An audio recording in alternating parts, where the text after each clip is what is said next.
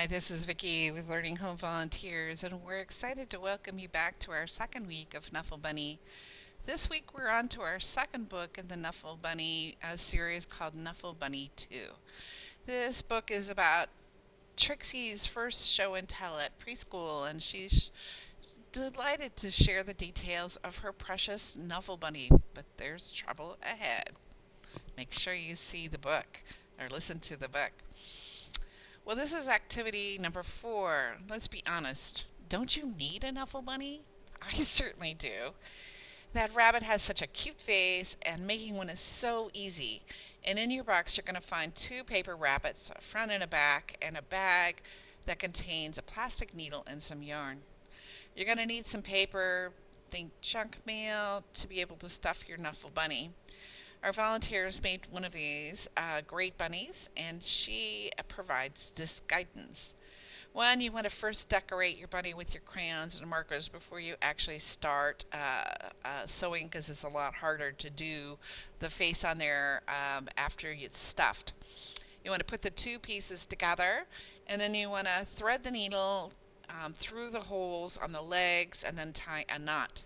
It's best to start with the legs because they're the closest things together.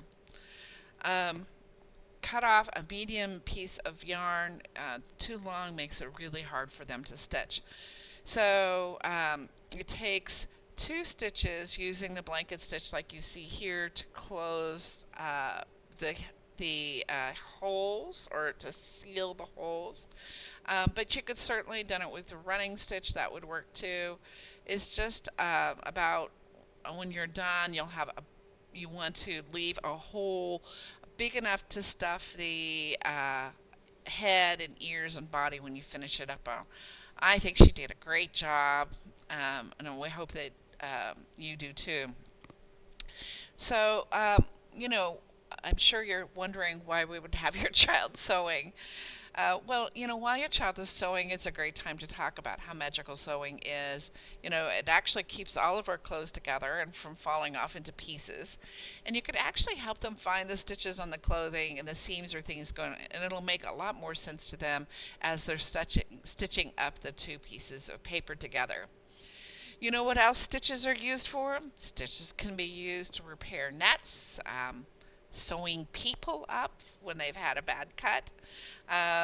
Feel free to use the leftover yarn and to try some other stuffing. A loose material like burlap, like we see here, is really a perfect choice.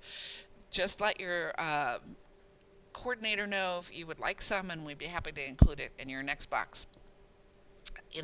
If this was something that your child was really inspired by, maybe they're going to be a future surgeon because they do a lot of sewing, or a seamstress. We'd be happy to provide some burlaps and more materials in the next box. Just let us know. When they do work with burlap, they can draw a picture on it like you can see here, and then the child actually sews within it. It would make a great Christmas or birthday gift for someone. We hope you enjoy it. Well, this is activity number 5, and there are a number of materials for the pretend school. We thought it would be a blast for the child to actually pretend to go to school, or better yet, teach school. So we've created a set of materials for you and your child to create your own pretend school. Let's first start with a big roll of paper that actually is a banner with both letters and numbers on it.